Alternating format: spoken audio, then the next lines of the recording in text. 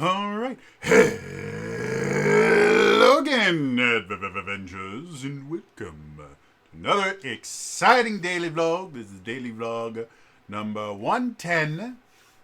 So, today, I want to continue pontificating about tabletop RPG design that I haven't seen done super well yet. However, this one I think might already exist. I just personally haven't seen it. Need a drink. So, I recently I watched. I mentioned before I watched the Fallout TV show. Thought it was great. I've been playing through. I went back and I played for the first time actually because I'd started the game. I just never finished it. Outer Worlds, which is basically a spiritual successor to Fallout. It has most of the same systems in it. It just wasn't made by Bethesda and doesn't use the Fallout license or anything like that. It's its complete own thing. It's a fantastic game. And now I'm playing Fallout 4, which I did not realize that Fallout 4, which came out in like 2016, is still a buggy mess. And I killed a really powerful boss that took me hours to kill. And then the game crashed and erased my kill. And I have not been this upset in a while. So anyway, I was playing that, and I was kind of getting into a bunch of other kind of survival style games, and it got me to thinking, as my brain normally does, what if I wanted to play a survival style tabletop RPG? Now, I know theoretically D&D actually has quote-unquote survival mechanics. Like, they do have stuff about, you can buy rations and water and stuff like that. But, at least in the core book and any of the kind of official books that have been released, there's never been any kind of in-depth systems that really create a sense of, for lack of a better term, panic around resources. Even if you go all the way back to the original D&D, where you actually did have to keep track of your rations and your torches and stuff like that, D&D is not designed to be a survival game. And when you have spells like Goodberry, which basically for a first level spell slot gets rid of any requirement for foraging anything, because you can a single humanoid can persist off of a single Goodberry for an entire day. They don't need anything else but a single Goodberry. It makes the D&D kind of pointless for a survival style campaign. When I mean a survival style campaign, and the reason I brought up Fallout before is in kind of a post-apocalyptic society or a wilderness based adventure where you are away from civilization entirely. One of the things that you have to focus on is, just living to the next day, not, avoiding monsters or, fighting bosses and that, but, the environment itself being extremely dangerous. Now, if you go back to the original Dark Sun campaign setting back in 2nd edition, Dark Sun is designed to be post-apocalyptic D&D. Like, that's what Dark Sun is. And so food was not quite as heavily to detract, but water was very heavily to detract, because you live on a desert planet. So water was extremely valuable. And so you kind of had that survival aspect. However, Dark Sun was still D&D, and so 9 times out of 10, you generally weren't going to be dying from lack of water. You were going to be dying from accidentally uh, accidentally coming across a Ravager den while you're looking for water. The monsters and things that roam Athos are absolutely incredibly deadly. And again, D&D is much more combat and interaction focused than it is more passive resource focused. So I did like 5 to 10 minutes of searching online to see if, well, maybe somebody's already answered this question. And from what I've seen, a survival based tabletop RPG is not an extremely common thing.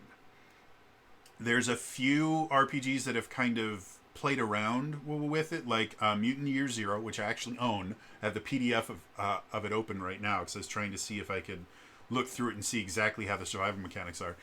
Mutant Year Zero does have you tracking food, water, and bullets are your three like big resources that you have to keep to track of. But again, Mutant Year Zero is much more focused on exploration and a little bit of combat, which is going to be most tabletop RPGs, because due to the fact that most tabletop RPGs take at least some inspiration from D&D because it was the first, most of them are going to have some sort of combat or interaction focus. And when I say interaction focus, I mean something that you're actively doing, talking to other people, actively, picking locks, things that you're actively doing, as opposed to food use is generally going to be passive. Every day that passes, you have to consume a certain amount of food and a certain amount of water. And it's not something that you have to sit there and try to do. You don't have to roll to drink your water or roll to eat your food.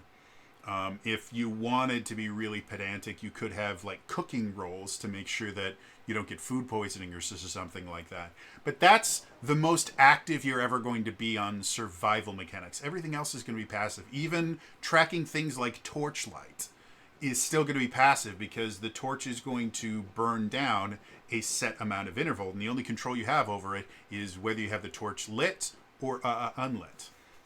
And so because so much of a survival game is passive, I can kind of understand why there haven't been a ton of tabletop RPGs that have put a large focus on the survival aspect. Like, there's a lot of post-apocalyptic tabletop RPGs, but they tend to focus a lot more on surviving mutated monsters, or, the politics of running and living in a extreme scarcity based society and things like that. Maybe even like bartering and stuff like that.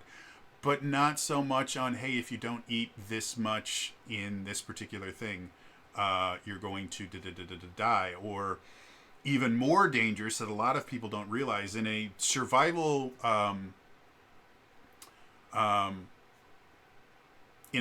situation, you are significantly more likely to die of exposure than you are to die of hunger. And depending on whether or not you have access to clean water, you're probably more likely to die from exposure than you are to die from dehydration as well. Because, again, like food, like most people can go, I think it's like 2 or 3 weeks without food. However, spending 2 or 3 weeks without any sort of shelter, even in a relatively nice climate, is going to cause problems. And if you're in a less hospitable climate, like if you're in an area that it gets below freezing, bad things happen. If you're in an area where it rains regularly, bad things are going to happen. Like, exposure kills a lot faster than anything other than dehydration. Dehydration, generally humans can only live for about 3 days without water. And after like a day and a half, you're in a bad place. Like, you may not die until 3 days, but day and a half, and you're having a hard time functioning. So, in a survival style tabletop RPG, the environment, aside from monsters, because 9 times out of 10, when you're looking at the exploration pillar of most RPGs, because most RPGs are going to have effectively 3 pillars. It's how it's defined in D&D, and that definition actually applies to a just wide range of RPGs in general. You have your combat pillar, which is pretty self-explanatory. You roll initiative or whatever you use to figure out who goes first. You fight, try to kill the other people. Combat. Then you have the role-playing pillar, which I would more align with the idea of the social pillar, because combat can be role-playing as well. The second pillar I would consider role-playing, which is basically all the times you make interactions with other people.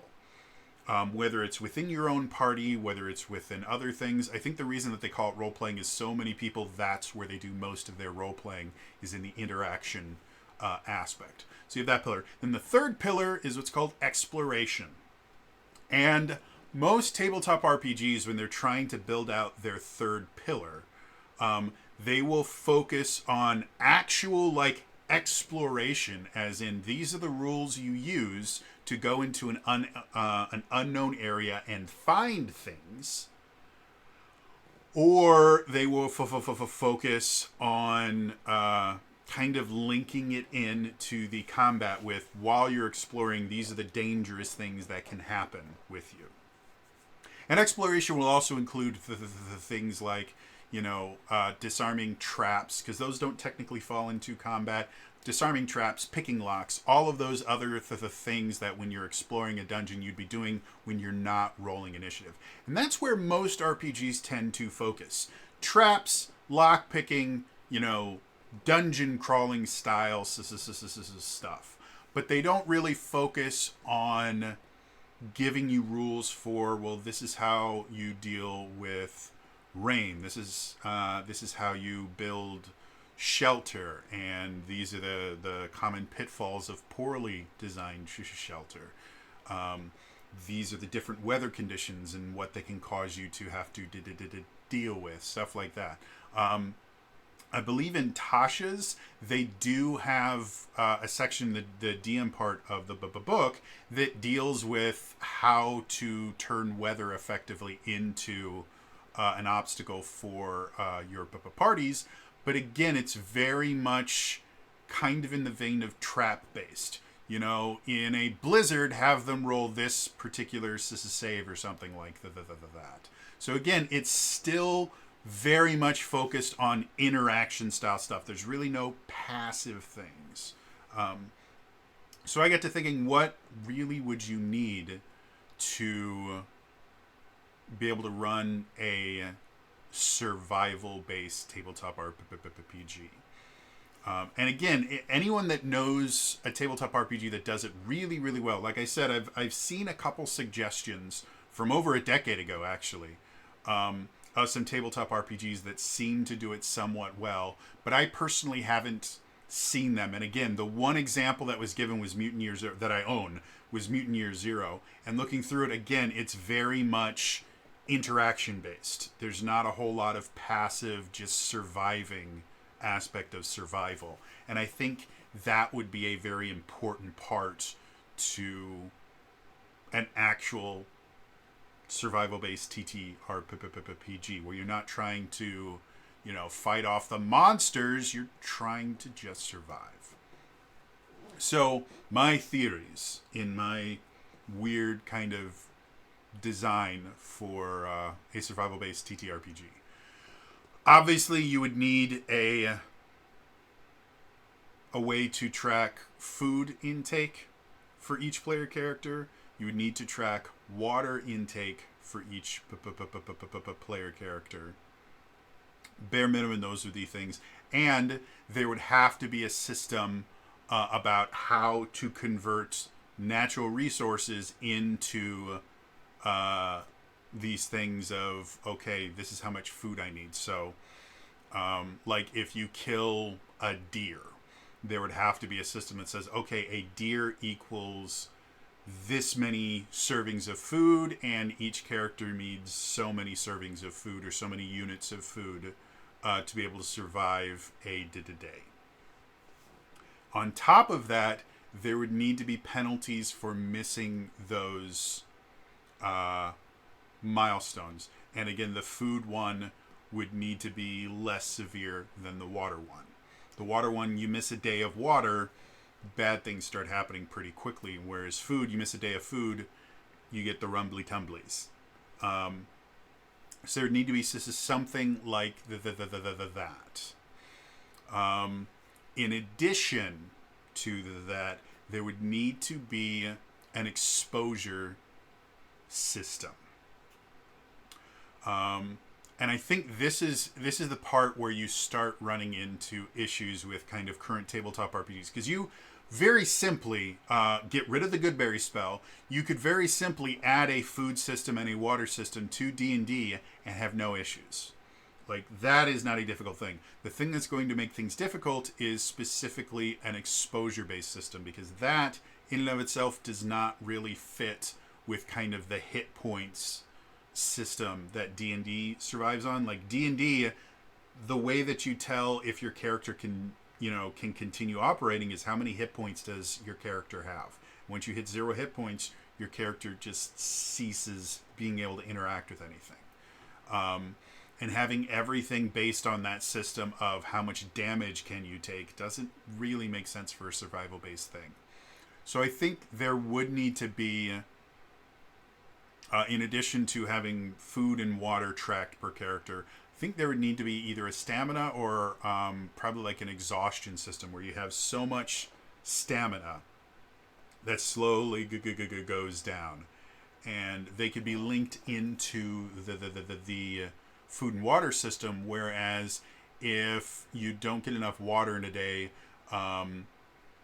your stamina, anything that you do costs, walking a mile costs 1 point of stamina, let's put it that way.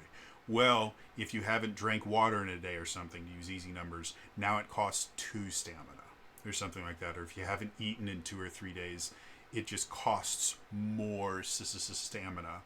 And you could also have caps to the top of your stamina that would just give you less and less stamina per day. Maybe that's what it would be. Like, water would affect how much stamina you have to use to do certain things, whereas food would be an overall cap on your stamina. Every time you miss a meal, your stamina cap gets a little bit lower and lower and lower.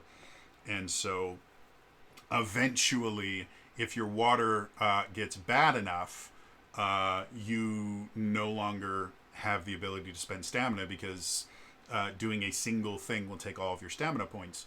And then for food, if you don't eat long enough, eventually your stamina reserves will go down so low that you won't be able to do anything. So I think that would be a pretty simple way to get that. And then your environment would also affect stamina. So being caught in a snowstorm without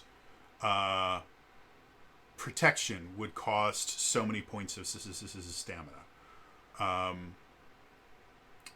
Being caught in the hot sun, again, without protection or anything, would cost so many points of stamina. And then you would have certain things like frostbite would affect your ability to do things, and heat stroke would affect your ability to do things. Various illnesses, there would need to be an illness type system where food poisoning could cause some issues. Heat stroke, obviously. Frostbite, I would consider an illness. Being infected with the various things like mold or other things like that, all of those things would have the ability to kind of change how you can interact with the environment. And then there would also need to be a skill system of some sort, where hunting would be a skill, foraging would be a skill. The ability to like build stuff would have to have either a single skill or multiple skills that kind of combine together to do that.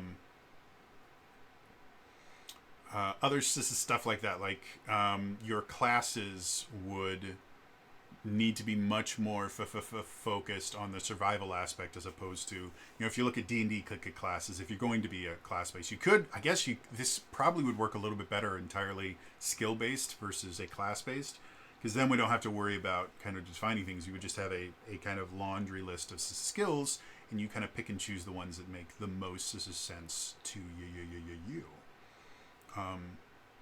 So yeah, I'm trying to think of other things that would be necessary. Obviously, there would need to be a shelter system built in, where depending on the shelter that you build, it would give you different benefits to how much stamina you can regain in the night, and whether or not bad things can happen during the night. No shelter at all, you regain relatively little stamina, and have to worry about exposure effects. A really nice, solidly built, like house style shelter, you get all of your stamina back, and you only have to worry if something fails. I also think there would need to be a failure system built into everything. Not so much a durability system, because I hate durability systems. However, there should be a chance for your tools and things like that in your shelter and that to fail. And investing in certain skills simply lowers that failure chance to the point of it being almost impossible without some sort of like act of God causing it. And then as part of the environmental system and the exposure system, there could be or a tornado happens, or a monsoon happens, or an extremely bad blizzard happens, and it causes even a really well-built structure to gain damage and have to be either repaired or abandoned. Things like that. I think that could make for an interesting RPG. I don't think, again, due to how popular Critical Role is, I think a lot of people, when they're starting an RPG, are imagining a long-form storytelling thing, where their characters are going to kind of grow, and you're going to be able to play for years and stuff like that. I think kind of the short-term RPGs, while there are a fair amount that are designed to be a little bit more short-term, I think most people, when they're starting an RPG, are unless they're doing like a one-shot or a small kind of multi-shot that's only a few sessions, they're planning on a kind of long-form campaign. And I think a survival style game, tabletop RPG, would need to be a little bit more short-term, where you're not playing the same characters for years upon years upon years. And there would need to be an end condition. After set amount of time, you can get rescued, or you can find your way back to society, stuff like that. There would need to be a definitive end goal, aside from just, well, let's see how long we can exist. I think that would make a really cool system.